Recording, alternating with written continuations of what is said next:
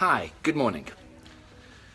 After 21 years of being a dentist, I've kind of figured out that almost everybody that comes to the clinic has the same desire. So when a dentist asks the patient, "So what brings you here today?"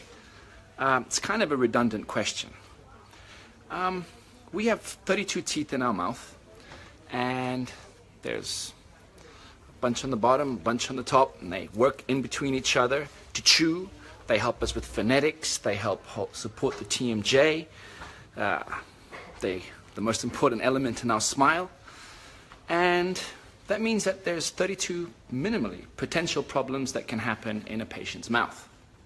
Now, when a patient comes to the clinic, the most probable thing that they want is to have a beautiful smile, to have healthy teeth, to have healthy gums, no infections, healthy bone, a good TMJ so that they can bite, no headaches.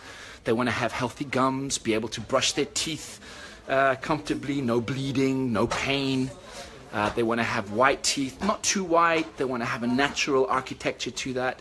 And of course, if you have the good fortune of having a natural smile that you were born with that was always great, none of this matters to you, and you probably just go for an oral hygiene. But for the millions and millions and millions of people around the world who don't have nice teeth, who've had bad dentistry or have had a lot of decay due to bad diets or just unfortunate accidents, getting their smile back is a really complicated and sometimes harrowing experience. So a patient will come to a dentist, and most times a dentist would say, "How can I help you?" And again, it's a redundant question. There's only one way you can help that patient, and that's by restoring their mouth entirely from a biological perspective, from a functional perspective, and from a cosmetic perspective. And the biggest challenges you will have are the patient's time. Maybe they just don't have time. They're very busy. They're a CEO. I don't know, their lifestyle just doesn't allow it. Or most probably the cost. I'm not going to get into the cost of dentistry because depending on where you are geographically, the price of your rent will change. So sometimes a dentist in the countryside is a bit cheaper than a dentist in the center of the city just because of the price of the rent. It has nothing to do with the quality of his dentistry. So dentistry is very indexed to the minimum wage of the country that you're in. I would say that the most important thing is the quality of your team, the science, the materials, the technology, the quality of your lab, and so on and so forth. But I'm not going to get into the cost of dentistry now. But I would say that building a brand new smile is kind of like building a house. And the biggest problem that we face today as dentists is the patient's firm belief that they can negotiate their way around your treatment plan. I don't see that happening, for example, if you go to an eye doctor, and let's say you need eye surgery in both your eyes, corrective LASIK eye surgery, and the doctor, the ophthalmologist, will give you a quote, and I don't see the patient saying, "Doctor, could you just operate 20% of my left eye, and we'll do the next in 6 months' time because I can't afford everything." Nobody would say that. I also don't see that happening with a heart surgeon. If the heart surgeon says, "You need to do a triple bypass," and the patient's saying, "Well, doctor, could you just do a single bypass or a double bypass?" I don't even know if that's possible, but trying to negotiate with the doctor their treatment plan and the treatment sequence because they can't afford the treatment. This is not science, it's not medicine, it's not what we're taught at university, but it's what happens every day in dentistry.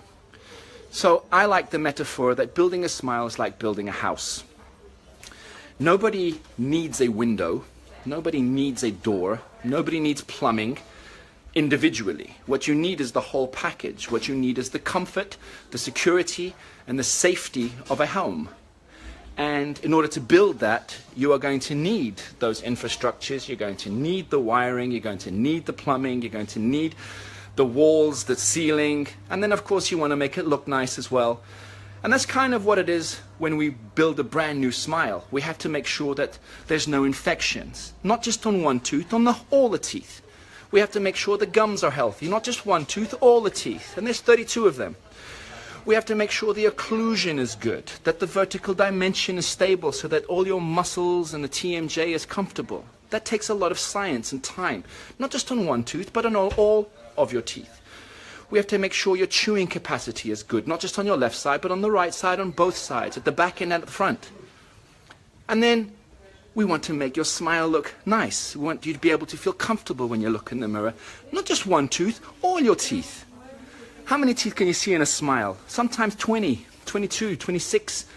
Some people, depending on the elasticity of their facial muscles, you can almost see all the teeth. So it's really unfair that the patients try and negotiate their treatment with us when the end result, which is their happiness, depends on all the teeth being healthy, being functional, and being aesthetic. So I know there's a lot of people that are not dentists watching these videos. Just take that into consideration next time you negotiate your treatment plan with your dentist.